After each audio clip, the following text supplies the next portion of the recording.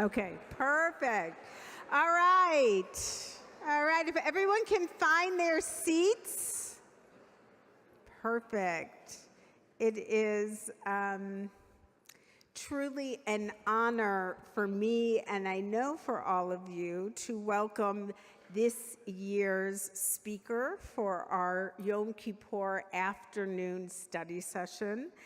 We have our own Senator Amy Klobuchar, who chairs the Rules Committee and has leading roles in the judiciary. This is hard after 5 services to say these words and not eating or drinking. Let's just remember, Judiciary, Commerce, and Agriculture committees, as well as in Congress and for our country more broadly. She is an incredible star on the federal level and a real, true, and amazing Minnesotan that gives us such great pride and a sense of what it means to represent us in Washington.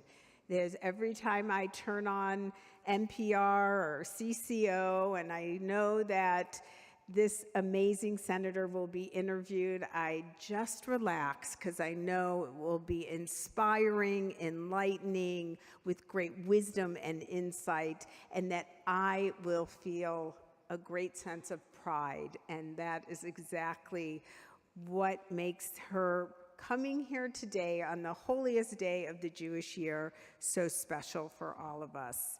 In the Senate, she has supported efforts to ensure that prosecutors can effectively enforce the federal hate crimes law and strengthen protections for synagogues and other religious institutions. In this last Congress, Senator Klobuchar distinguished herself as a senator with the most bipartisan bills, and she ranked 3rd for introducing bills that were signed into law. And we are delighted to have her here with us today. Please join me with a warm welcome for our own Senator Klobuchar.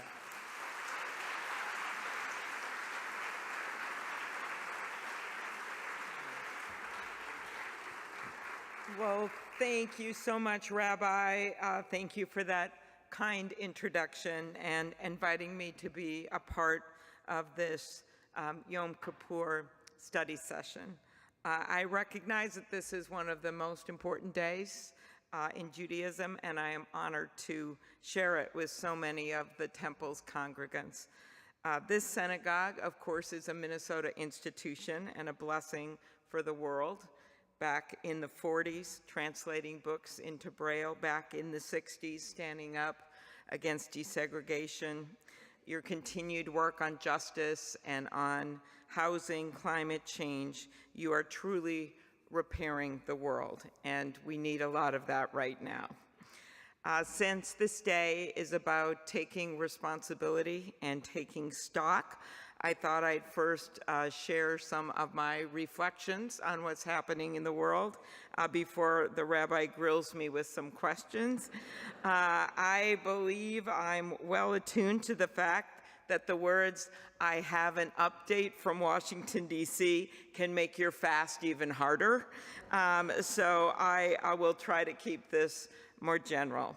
You see many of the tenets of this holiday of atonement, taking accountability, those tough conversations, doing the right thing no matter who is watching, could not be more relevant to our country right now. We are living at a time when the fractures in our democracy are being laid bare, and it wasn't just on January 6th. We also know there is an alarming number of hate-related crimes, including a documented increase in anti-Semitism in violence. We have not only experienced assaults on democracy and rights at home, but there are many threats abroad. As we speak, millions of Ukrainians have been displaced, injured, and killed in the wake of the barbaric invasion of Ukraine by Vladimir Putin. Having been there 3 times in the last 2 years, having stood on the Polish border and seeing the refugees flow through, having gone to Bucha, having gone where the mass graves are in Irpin, where they destroyed the apartment buildings, I can tell you it is pure evil, and the time is not for complacency. The time is not for pulling back. There are also pressing domestic issues for which our response cannot be burying our heads in the sand to hope they go away. They won't. From Florida to Canada to Maui, we have seen the effects of climate change in real time. Fires, higher sea levels, stronger hurricanes. It is all what our scientists and our military predicted years and years ago. Economically, there are far too many families struggling to make ends meet, and things feel just out of whack for a lot of people. There are, in fact, some solutions to these problems. They are not easy ones to get to a fix, but there are solutions, which gets me to the second challenge. That is the unrelenting political divides in our nation. These fires, this anger, which I understand the rabbi spoke to last night, these political divides have been stoked for years on cable TV and certainly on social media platforms. As you know, our lack of action on tech to protect our kids, our democratic processes, our freedom of the press, and our competition policy have been of grave concern to me, and I'm often one of the only ones in the room raising these issues. And while I take solace that recently more are joining me, I will never forget what my husband told our daughter Abigail last summer on a weekend. He said, "Be nice to your mom this weekend. She's been taking on the 4 biggest companies the world has ever known, and she just got banned from Russia." It's true. Then there is the ways that our campaigns are financed and the impact of untraceable, soul-crunching outside money. We can change all that, but that's for another discussion. Add to that the pandemic that divided us into 300 million plus silos, and what used to be civil political debates turned into communication by angry texts and pissed off tweets, or as we call them now, X's. Not a lot of time for atonement in 280-character public declarations. Quiet good works are often diminished in such an environment, and bombastic, algorithm-driven anger is rewarded. We have to get a handle on this, one by one, neighbor by neighbor, friend by friend, but also in our public policy. And then finally, to add to the mix, and this is one that I am very focused on, there is this new ethos when it comes to how we relate to each other. And some of it is coming out of the pandemic, I think, where we have replaced a bigger emphasis on collective action with more self-focus, more looking in. And some of this is understandable. We are well aware there's been a major increase in mental illness and suicide, and we must respond to that. But there is also this layer of anger, which the rabbi talked about, but also a layer of angst that I just have not seen before, and especially with our younger generation. Honestly, sometimes I find myself so focused on this that I fear we'll never get on the other side of it to collective action. I fear we're losing that sense of what my friend John McCain said the very last time I saw him when he was dying of brain cancer in that beautiful ranch in Sedona, looking out onto the trees and the birds, and he couldn't talk at the end of our discussion, and he just pointed to the words in his book that said, "There is nothing more liberating than fighting for a cause larger than yourself." And we cannot lose this in all the self-exploration, because I firmly believe, and I try to share with my daughter's generation and the like, that we must look up from our phones and look at each other, that we must find causes that are larger than ourselves, and certainly God and country come to mind.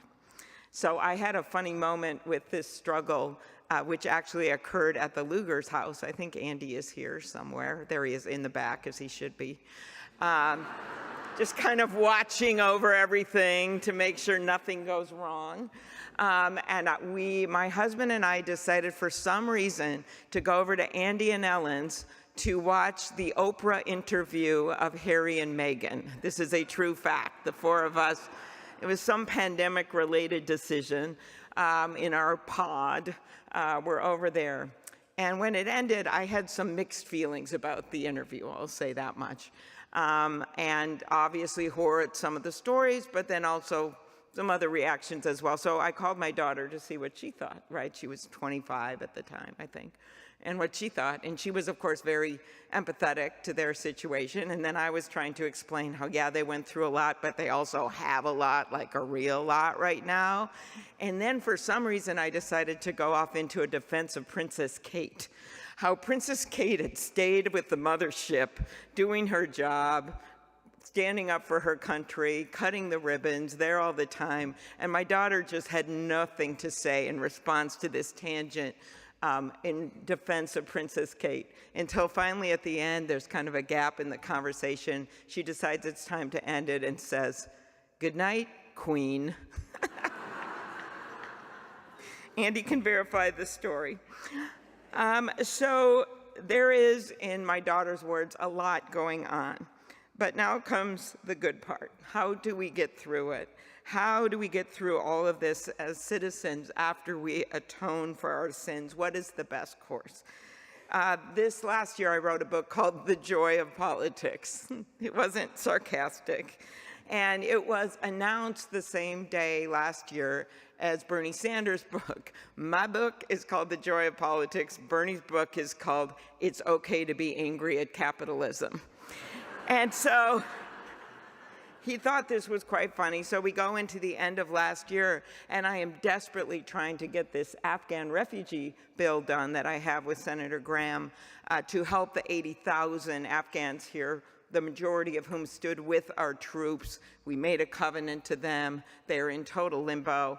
And I was just so mad on the floor because I kept running into obstacles in terms of people not wanting to have a vote for it. And every single time Bernie saw me, he'd come up to me and go, "Oh, where's the joy? I don't see the joy. Where's the joy?" So I hope I can, with my remaining time here, answer some of that. First, as we atone today, we all have a role as leaders in our workplace, at home, in our community organizations, to bring people together again, to show up, to show respect and have civil debates, even if we don't agree with someone else's views. And that means all of you. For me, it means going not just where it's comfortable, but where it's uncomfortable. In my life, that means doing things like I did just last Sunday, which was to agree to referee the turkey race in Worthington, Minnesota, in which I wore a referee costume and ran 8 blocks with thousands of people on either side of the street, and ran with a live turkey to make sure there were no infractions. That's a true story. Or it means at my state fair booth, which somehow is located 1 yard away from the My Pillow booth. That takes a lot of atonement, a lot of hard conversations. But for me, that means when there are 2 cutouts of Mike Lindell right behind my booth and a guy is taking a selfie, that means going over to that guy and just making his acquaintance. And it went well. Okay, I did that. It means working with people like Mike Lee on antitrust, John Cornyn on a number of issues, including Save Our Stages, Lindsay and Tom Cotton on the Afghan bill, and they are key to my success to get that done and key to saving people who stood with our country. At your own synagogue, at this critical moment when people are coming together again, I understand you had thousands of people here for the high holidays. You have Shabbat services, religious education, Hebrew school, you name it. And whatever your ideologies or politics, you come here to pray, to fast, to study, and to march toward a better world together. Looking out at the congregation today, where I have many friends, I think this can truly be a moment when we can come together, not as a nation separated, but instead as a nation committed to this ideal that there is more that brings us together, and that there is much more that is bigger that unites us than divides us. As a rabbi shared with me, one of the key principles of Yom Kippur is found in the book of Isaiah. God more or less tells the people, I don't just want you to fast and come to synagogue. I want you to go out and feed the hungry, clothe the naked, shelter the homeless. Temple Israel has always taken seriously this responsibility of being part of our community. But this reading has lessons for all of us, including politicians. I already went through some of the challenges we're facing today, but there's one more I think is relevant, and that is world hunger. Something that Ellen Luger, in her extraordinary job, is working on right now as we speak in her position in Italy, where she gets to work with my friend Cindy McCain. We know that as many as 783 million people are unsure of where their next meal is coming from, and more than 345 million people face high levels of food insecurity. There are millions of refugees across the globe who have been forced to flee their homes because of violence, persecution, war, climate, drought, from Sudan to Ukraine to Bangladesh to Afghanistan. This is the world we live in. And Temple Israel, I know you get it. I saw the food shelf donations that you're collecting. So many of you engage in your own fasts at the same time. I think there's a lesson for anyone who wants to make change. You can't stay in your own silo. There has to be a shelf you bring the food to. It takes civic discourse and an open mind. But sometimes it's the quiet things. So sometimes when you're overwhelmed, what can I do to make all this better? We have to remember that it is about how we treat people. Yom Kippur also invites us to recognize that when we do the right thing, or the wrong thing, the easy thing, or the hard thing, the selfish thing, or the selfless thing, even if it seems like no one is watching, someone is watching. In that Leviticus, God says, "You shall not curse a deaf person. You shall not place a stumbling block before a blind person." So when you do the wrong thing, even if you get away with it, there's a cost to you, a cost to whoever you wronged, and a cost to the world. Certainly that is important to people in government. I was trying to say that without laughing because they get away with a lot of crap that's really bad. They put their own needs in front of others, bash people behind their backs, resort to cheap, divisive tactics because it is much easier to do that than to try to build unity. We are lucky in our state to have leaders in the past, and you can all think of ones that you loved, many of them, of course, from this community. We had people like Hubert Humphrey, Walter Mondale, Dave Dernberger making his passionate case, passing the Americans with Disabilities Act, and Paul Wellstone, who I met many times in the synagogue or at community events in the synagogue. Paul was someone that you could count on to do the right thing, even and especially when nobody was watching. Examples: the employees at the Capitol who were around back when Paul was there, who met many of them when I first got there, they remembered him because he treated them like they were senators with dignity, the tram operator on the elevator or the police at the front door. My chief judiciary counsel, Dan, was a page back when Paul was our senator. I didn't realize this till I told our staff that I was coming here today. And Dan told me that when he was a page, he wasn't from Minnesota, that he was far from his family, didn't have a place to celebrate Rosh Hashanah, and Paul knew that.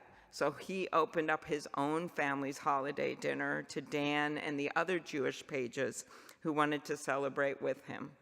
Paul didn't do that to impress anyone or advance his profile. He did it because he believed it was the right thing to do. So there's more to this story, and it ends with Tom Emmer. Last year marked 20 years since we lost Paul in the tragic plane crash. So Tina Smith, my friend and colleague, and Chuck Grassley, Republican senator from Iowa, we decided to get this beautiful federal building named after Paul. It's a building downtown Minneapolis, and it has the, I think Jacob might be here or was here. It has the passport office. It's got, which a lot of people are going to these days. It has the National Labor Relations Board, Housing and Urban Development. It's a perfect building to reflect Paul's work. And so I paired up with a Republican senator, Marsha Blackburn, because she had a courthouse she wanted to name after a judge. We passed those, great, goes over to the House. You always have to be paired with someone. That's when I found out that her judge was still alive. Okay, you can't get a building named after you in the House. Very much alive, okay. So now I'm basically an orphan over there with my Wellstone bill. It's really late in the session. There's no one left to pair up with. And so I called Tom Emmer, who was moving up in leadership, and I said, could you help me? Could you just get Lithuan to go by itself? And I think you know that Paul and Tom maybe had different ideologies, but Tom understood that it was important to me, that it was important to Paul's friends and his family and the legacy, and he just quietly got that bill done. And very soon we're opening the Paul Wellstone Federal Building. So that is the story of quietly doing things. I don't know if Emmer's going to be mad at me for telling the story, but that happened. So I just want to end very much with this, and that is, there is optimism in believing in the power of atonement and in believing that each one of us has the capacity to be better next year than we were this past year. And that is actually how I feel about our country every day, or I wouldn't keep doing my job. That instead of lamenting the setbacks, we must rejoice in the comebacks, as any good Vikings fan looks forward to. That was really a bad mention, but we must rejoice when we stand up for our democracy here and abroad. We must rejoice when we realize that change is needed and we actually make it. We must rejoice in the simple act of working with people that we don't always agree with for the betterment of this nation. So I'm going to end with the words of a poet, not really a traditional poet, but it's Bono. And right when the pandemic was kind of ending and we were finally all dressed up and had a place to go, they had this gala in Washington, the first real big one, and it was for the Fulbright Scholars, and he won their award. And I got to go there. And Mark Warner, my friend, the senator from Virginia, who was also there, dubbed it the best speech that no one ever listened to. And sometimes I think it is better to get a perspective, which this holiday is about, right, from other people, and listen. Sometimes you can get a perspective of the value of our own country from someone that actually doesn't live in it, that's observed it. So this is how he ended his speech. America, America is a song to me. I caught the melody line early when my life needed saving.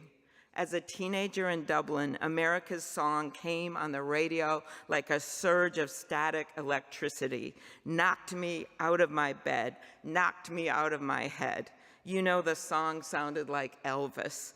It sounded like Bobby Dylan, sounded like Aretha Franklin, sounded like Johnny Cash, Joey Ramone, you know. It sounded like Jack Kennedy, Bobby Kennedy sounded like King. Bob Dylan sounded like the Declaration of Independence with a harmonica and guitar. I grew up in Dublin, he said. We looked to America. We had a big crush on you all. And we saw a country with its own long-running arguments, its own injustices. We knew this promised land wasn't always keeping to that promise. We knew America wasn't living up to all its ideals, but the fact is America had ideals. And he ended like this. I love this song, America. I love it. I love it. Can you still hold that tune? He asked. I ask you as both fanboy and critic. Yes, you can. Of course you can. So that tune, that song, is still not finished. But every day, including and especially this one, comes with the opportunity to assess, to go forward with a deep love of our country and the realization that our work of repairing the world is never done, marching together to a tune that's still not finished. Thank you. Okay.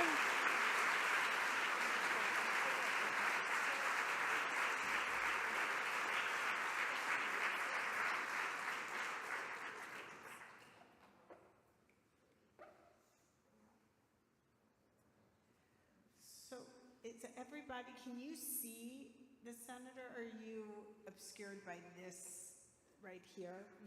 Yes, what, you can see? You can't see.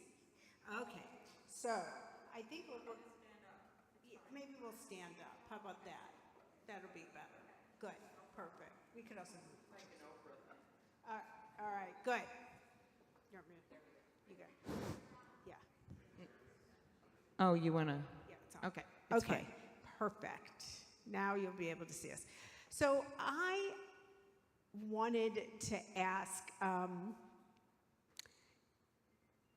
who have been your biggest influencers? What is either a person or people who have influenced you as role models? And with that as well, what is it like to be a woman in the Senate? Because I think that has been an interesting journey. Okay, so first influencers, I guess more like mentors, would be Walter Mondale, who was my mentor from the very beginning. I was a page for him and worked for him when he was vice president, when I was still in college, and I thought I was going to be able to do all these glamorous policy papers, and my first job that lasted 3 weeks was to take an inventory of all of his furniture in the entire staff and crawl under lamps and write down the serial numbers. And I learned two things from that. One is that nothing was missing. He was very honest. The second thing was that take your internship seriously, because that was my first job in Washington, D.C., and this was my second. And he just was someone that I think the biggest thing I learned from him was actually later, because I worked for him at Dorsey and Whitney as kind of his aide and speechwriter, and went with him places in addition to doing legal work, was resilience. Because I got to see firsthand after he'd lost the presidential, before he became ambassador to Japan actually, how he dealt with all that. And he literally went from negotiating Mideast peace for Jimmy Carter and being in the room where it happened, to being, and this is a true story, in a checkout line at Lund's, debating various issues of the Mideast with the high school kid that worked and was packing his groceries. And he did it with such aplomb, because he always knew he had a home to come home to, right? And it was here. And we embraced him in that same way. So I think that is a lesson for anyone in life to learn, this lesson of resilience. I mentioned McCain. I think I won't go into all that, but he was also a big mentor to mine. I'll say one thing, is that when we would travel all over the world, mostly with him and Senator Graham, we would be in rooms of all male leaders, particularly in Asia and in the Baltics, and he would always speak. He was the leader, and then they'd all look at Lindsay, and every single time McCain would go, "No, Senator Klobuchar is next. She is the Democratic lead of this delegation, not Senator Graham." And he just always elevated a lot of women leaders, which I don't think anyone would think about him, but he did that. And then as the women question, I was just thinking about, I was once on the Trevor Noah show, and I was telling him that in the history of our country, there have been like 2,000 male senators of whole history, and only 50 women, and about half of them are there now. And he said, without missing a beat, well, if a nightclub had numbers that bad, they'd shut it down. They'd shut it down right now. But clearly, we are not shutting down anything, and a lot of that has to do with the emerging women in leadership roles, and it has made a real difference. Even way back when we were debating the Affordable Care Act, and one of the male senators said, "I don't know why we would have maternity benefits in here as mandatory. I never use them." And the only woman in the room that was the finance committee was Debbie Stabenow, sitting across from him. And without missing a beat, she said, "I bet your mother did." And they got included. So there's been, it's not just the numbers, it's really the impact that people have when they're in the room. Thank you. Thank you. So we talked about that we would talk about anti-Semitism. And the one thing that I think is very confusing to the Jewish community is the misconceptions about anti-Semitism out in the world. What do you see as sort of the biggest misconceptions about anti-Semitism? Well, the biggest misconception is that it's over, that it's not there, and that it ended with the Holocaust. I mean, there are really people that just think, oh, move on. And when you look at the numbers, what you see is this incredible increase.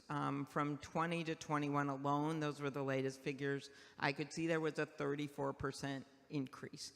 And when Christopher Wray, the FBI director, testified in front of the Judiciary Committee, I specifically asked him this question. And he documented, this was actually during the last administration, but he documented all the increases. And we also know there have been increases in other hate crimes as well against other communities. I just think that the answer is, maybe you're going to ask me this, but the answer to this, I mean, to me, that is that we have to make sure that we are investing in security and safety, that I just can't help but put the oxygen on safety first, because education is a big part of this. Holding people accountable is a big part of this. You know, they think they can run in this Capitol with Nazi symbols and get away with it.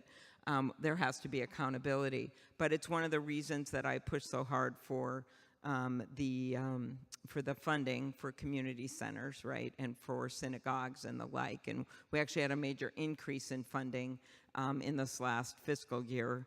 Millions of dollars, I think it was like over $300 million that we put out nationally for security measures and increased security. I also lead the COPS funding bill that's just generically, because I just believe we're having real issues right now with law enforcement, funding law enforcement, getting enough police, and then it's strengthening our hate crimes legislation, and then finally that education piece of it.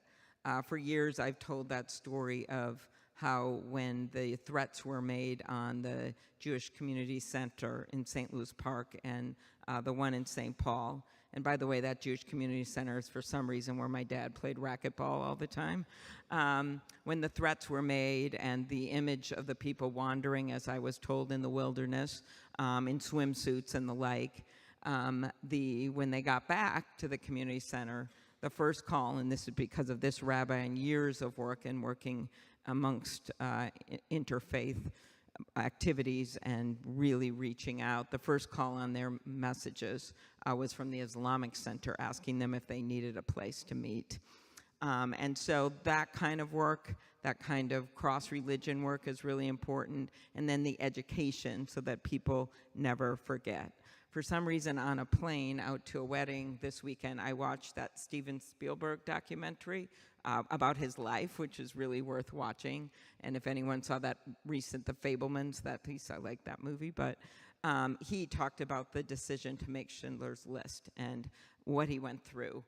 It's really worth watching the documentary about his life. But it's that urge to make sure that people never forget what happened. Because with all of this misinformation out there, all of the lies and that are being harnessed for really bad reasons, sometimes by foreign powers, sometimes domestically, it is on all of us. And that's one of the reasons I'm so obsessed with putting some guardrails on the social media, especially when we're going to now be heading into AI. You will literally not be able to tell if people are real when they're saying things. You won't be able to know if it's the real person or not unless we ban these what we call deep fakes. And Josh Hawley and I have a bill to do that. I was thinking of not saying that, but I've got Susan Collins and him on this bill because it is going to literally bring down our democracy. You are not going to know whether or not it is the candidate or not, and it's happening right now. So those kinds of things as related to anti-Semitism is really about getting the truth and having people never forget. It's interesting. Just a side note, I did the wedding of a woman who's the head of Steven Spielberg's legacy project. She married the person who put together the Mighty Ducks films. So, and Rabbi Black was supposed to do the wedding, but I got it because he left. So, but she was really talking about, and Frank's parents were interviewed, just how powerful those interviews were, not only because it is documentation, but because the questions asked by the Spielberg interviewers were questions that children would have never asked because they were too afraid to go there. And so I just think that's also an idea of keeping the conversation and looking at it and not shying away from it. So I think those are important. So why don't we stay on the hate crimes? And then I'm going to go to January 6th. But what is happening with the hate crimes legislation specifically?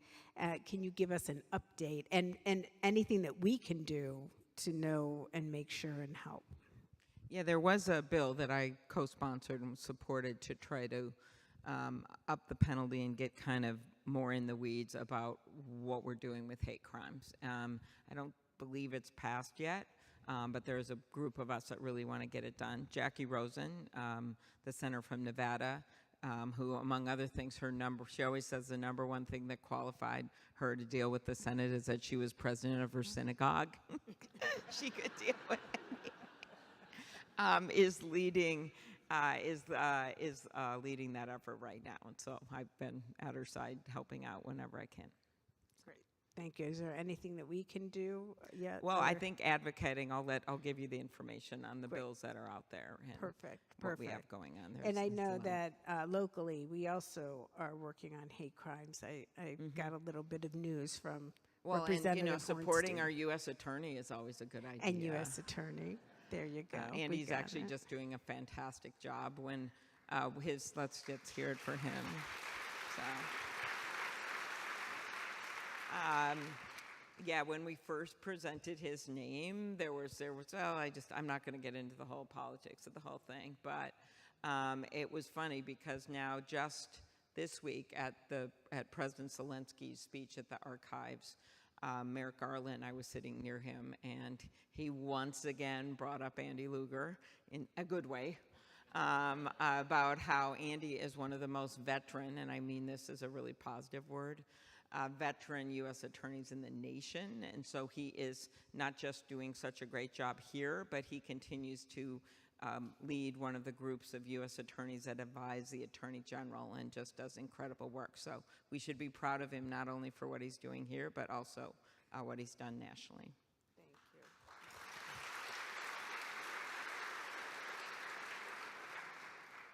So talk to us about January 6th and what was it like to be there and yeah. So I actually was like ranking member, we call the lead Democrat on the Rules Committee. Roy Blunt was head of it. So leading into that whole thing, we knew we had like 10 people that weren't going to uphold the votes of the electoral, but we also knew we had like 90 votes. We had literally talked to every senator and we knew where they were. And Roy and I are great friends and we have a lot of trust. We ushered through that electoral count reform bill afterward and have done a lot of good work together. So we were warning our caucuses this could take like 2 days to get through this. People were going to have to get cots because these guys, especially in the House, were going to delay it because of how the crazy rules were. So that's all we knew. We didn't obviously know there's going to be an insurrection. Then we're in the Senate. Senator Schumer speaks. Senator McConnell speaks. Then Ted Cruz makes an objection. Then I was the one that followed him. And I remember saying, thanking my colleagues and calling them coup fighters, not knowing we were actually going to have an attempted coup. And I went after his complaints and said how bad they were. So then we go on, and within like 2 speakers later, they stop the Senate. Pence gets escorted out, and the cops come up to me and say they got to get away from the windows. They got to get away from the doors. There were doors with glass. People, they've breached the Capitol. Some people have a gun. And so I yell out, get away from the doors. What I most remember this, a senator who will always go unnamed, who is more senior, came up to me and said, "Stop scaring people, Amy." Given what happened, maybe I was correct. And so then we all got taken to this other room. And you also, anyone that watched the January 6th, the room where Pelosi and Schumer and Mitch, where they were, but there was a whole other room, which was everybody else. About 80 senators were in there, including people that had Holly and Cruz, and including Mitt Romney. There was everyone was in the same room along with the pages, and Roy and I were in charge of the room. So we would talk to Mitch and Chuck, we'd give them updates, and then there were some really major moments in that room. The first was, I got up there and I said, whatever happens, we're gonna go back.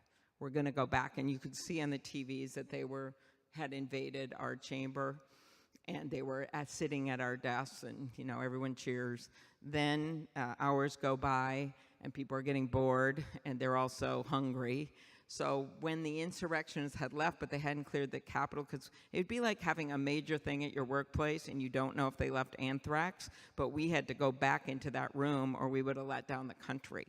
So they had to clear every room and figure this out. So some senators decided they were gonna leave, and I'm like, you can't leave. And I finally went up to the cops, and I'm like, do you guys have keys to the Dirksen cafeteria? And they go, yeah. I go, okay, so we got some old, because these are not senators that should pull an all-nighter, let me be clear, some of these ones. I go, I cannot have them wandering around. They only had 10 cops on the whole Senate because they didn't have enough cops. It was really dangerous. Someone had put a Facebook post up, and I had to yell at them to get it down, and showed a cop with his cuts that came up on the stage with me. Do you want that happen to you? So I say to the cops, now, can you go to that Dirksen? Do you have keys? And they're like, yeah. And I go, okay, I want you to go get those hospital trays that are in there, and I want you to get in those salads and sandwiches in those refrigerators. You have my permission, and just put them in that thing. And I go, could those doors be locked, the glass doors in the refrigerator case? They go, yeah, maybe. We don't have keys to that. I go, okay, well, you have permission to break the glass, but don't get any of the glass in the food. I actually said that to them. So then they come back, and a senator who will go unnamed, but is very famous on the Republican side, was eating this huge submarine sandwich and literally said to me, how did you get all this selection? And I go, you don't want to know. So anyway, I kept them together. Roy worked out all of the objections, because we had to get it so that when America woke up, and this is what Chuck and Mitch were working on, we could not have this still going on, because they went to bed to an insurrection.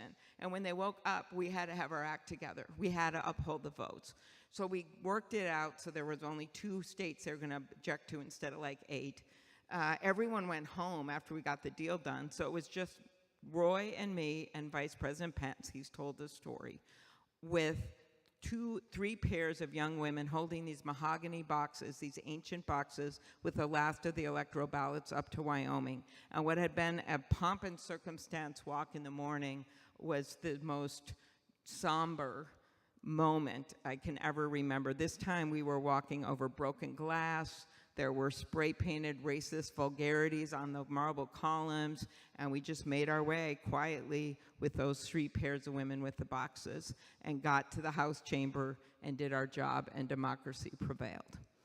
That was that night at 4 in the morning.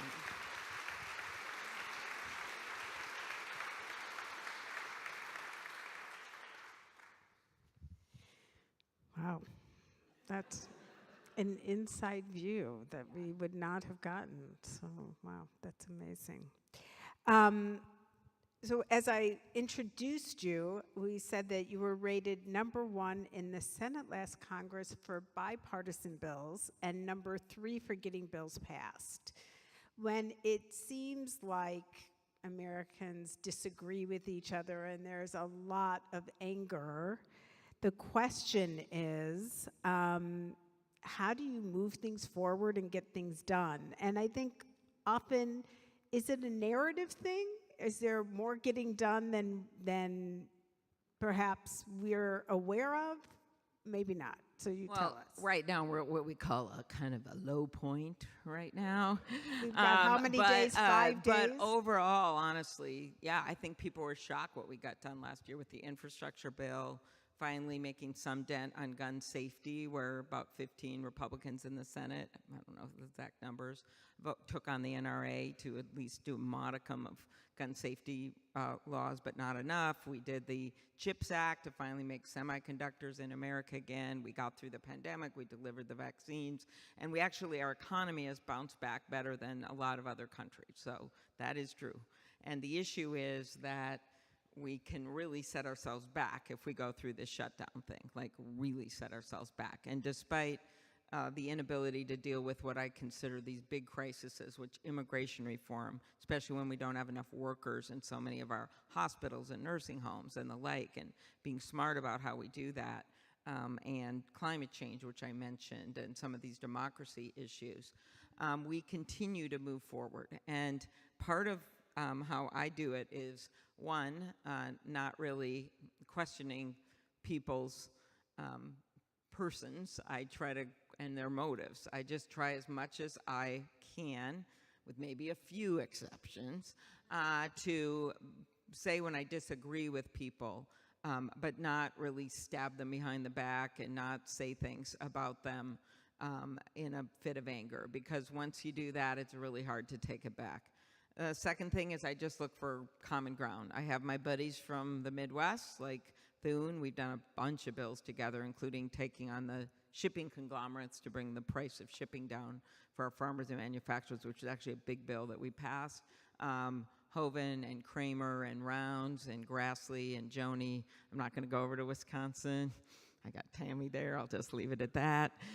And so we have a good group in the Midwest. Then the women's centers that I already mentioned, that has been really a source of really a lot of activity for me, just getting bills done with people like Susan Collins and Murkowski. Susan Collins and I were the first to take on the drug shortage issue. And a lot of it is because my constituents tell me stuff all the time, because Minnesota actually still believes government should be a source of good. And they come up to me all the time and say, I didn't vote for you, but I got an idea for you. I figure that's progress, you know. So you kind of pick up a lot of things. And then some of it's just personal friendships like Blunt. But my favorite example is Mike Lee, who's very conservative. He and I chair the antitrust subcommittee. And after the Taylor Swift debacle happened, I wanted to do a hearing on Ticketmaster, which is a humongous monopoly, and the Justice Department's looking at it right now, whole nother story. But he was, I'll see, and then he sent me a text that his daughter had sent him, and it said, and he let me read it at the hearing, Dad, you know what a big Swiftie I am. Dad, if you don't do something about this, I'm going to call Amy Klobuchar directly. So that's yours. We had a really good hearing. Actually, Cornyn and I are doing the bill, but we're going to do a consumer bill on ticketing.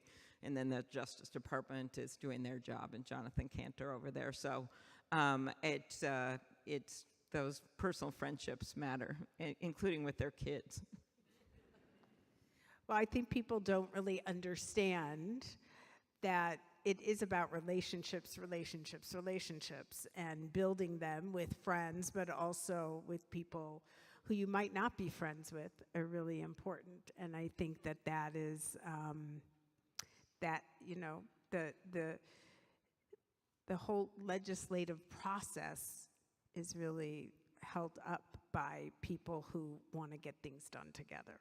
So I think that is important. So what is the media play? You've talked about, you know, about ways that social media have taken us into bad places. But what about just the traditional media as well? And you can go back to also social media too. But I'm just wondering, what is that all about? That has changed a lot. So you might have been following what's happening in Canada, where the Canadians, lots happening in Canada, but the Canadians and the Prime Minister actually took on, it's really Facebook and Google on this front, because it is a tech issue. So what's happened is that it's not about the links, it's about these snippets that they show of the news. And gradually, it's been hurting in a really big way local media, from everything from the Denver paper to little tiny newspapers, to radio stations, to local TV. They're just not getting the ad revenue they got, and we understand part of this. Yes, there's a shift, but a lot of them have websites and the like, and they have good sites and all that. The problem is that their stuff is basically, the content is being used, and you're going to see even more of it in AI without any compensation. So a few years ago, Senator Kennedy, the Republican senator from Louisiana, who's quite a character, he and I introduced a bill to simply say that the two big companies that won't even return the calls of even mid-sized news organizations have to negotiate over a 6-year period. Can you imagine this? And they still shut us down. A 6-year period with these news organizations, and that they can combine their leverage, because no one's going to call back the Lanesboro paper. Okay, they're not going to. They can combine their leverage of what the compensation rate should be. In Australia, Rupert Murdoch, because he's got the clout, actually did get this done for all of their media, and $200 million has switched hands to media organizations in just 2 years. So our bill says you have an exemption from the antitrust, you can leverage and you can negotiate for 6 years, and if you don't get a result, then it'll go to baseball arbitration. So we actually got it through strongly through the committee, and then it got stopped by the tech companies on the floor, which have this amazing ability to stop everything, and they do it on the left and the right. It isn't just one party that responds to it. And as a result, we really haven't passed anything about tech. It's really a true story. Imagine there's no federal privacy law. They now want that. There's no changes to what kids can see, even though they're being exposed to horrible stuff all the time on the federal level. There's some state attempts. There's no change in competition policy, even though Europe is moving ahead on that, and little businesses are just getting scrunched by Amazon, and all their stuff's going to the bottom of the search site, and their stuff is getting ripped off. All of that is happening, and we just have been unable to move as a country on tech. And I think the time has come, and it's not like I begrudge these companies. I work with them all the time. I think they've given us great innovations, but that doesn't mean that the nation just stands back and said, you're great, we'll do nothing. We didn't do that for product safety, right? When things go wrong, we put rules in place to protect people. And that just hasn't happened in this aspect. And so you have a lot of Republicans and Democrats that want to move. It's not a party issue. And the best we've gotten is Mike Lee and I changed some of the merger fees, or Grassley and I did that, and then we also made a venue change that has helped to keep state cases where they are, because they were moving them all to California. So I am hopeful that we're going to see some change now, and this would be one of the big bills that would make a big difference. But they spent hundreds of millions of dollars against my other bill in states, to the point where they were running ads in Washington that only senators would see, because they knew how to, and it would say, Amy Klobuchar will destroy Google Maps. That's hard for one person to do. Amy Klobuchar will destroy Amazon Prime. Wow. So they were doing that, and then they were targeted in Washington, D.C. only, so staff and senators and Congress people would see them, and they would be afraid of what would happen to them, that they would have these horrible ads against them. So this is the life and the world I live in. But let's go to a more positive question.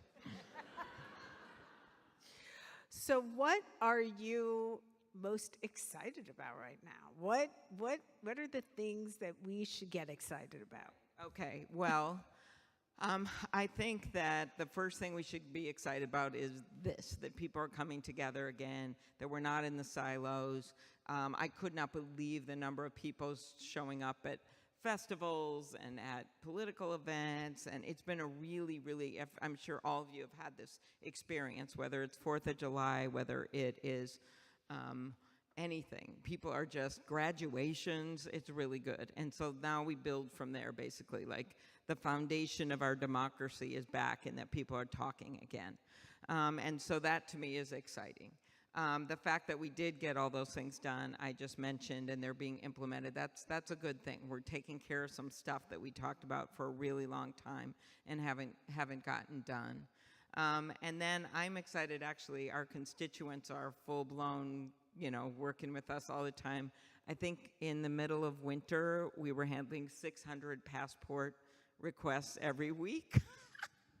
I think 500 have come from me. Yeah, I'm excited about the wall of honeymoons we saved, basically, and other things. So there's just more engagement, and we're able to get our staff psyched up, right, Erica? Helping everyone out, Hannah. It's been really, really a positive thing in that way, and I think that gets contagious, right? So people want to do stuff. And so those things make me happy. And it also, I do think that the incredible grit the Ukrainians has shown. And remember, I just want you to remember these facts when people are debating this. They have taken back 50%. That scrappy army and military in Ukraine with our help and the world's help. By the way, the Allies have given more than us. They've given 88 billion, all the South Korea and all the European countries and Japan. They have taken back 50% of what Russia took from them. They have decimated 1/3 of the Russian army, as in they're no longer there. And they have done that without spilling one drop of American blood. And so when you think about what they are doing and what Zelensky's doing, that weirdly has been for me just a clarion call of work that we have to do. That I can't say it makes me happy. It's scary. It's a long slog. It's going to take a really long time. But it gives you a purpose for your work. Because if we just let down and say it's going to be hard, yes, it'll probably be a negotiated settlement at the end. But Vladimir Putin isn't engaged in talks right now, right? He's just going for broke.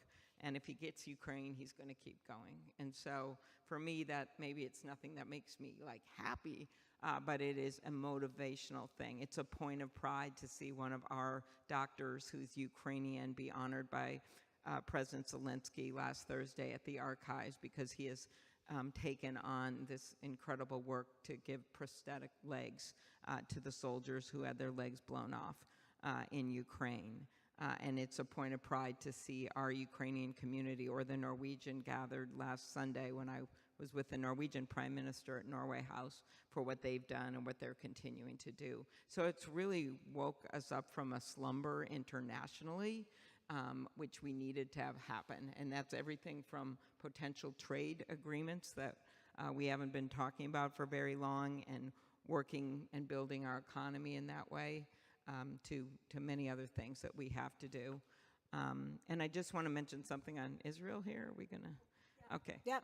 Your recent trip to Israel. Let's go for that. Yes.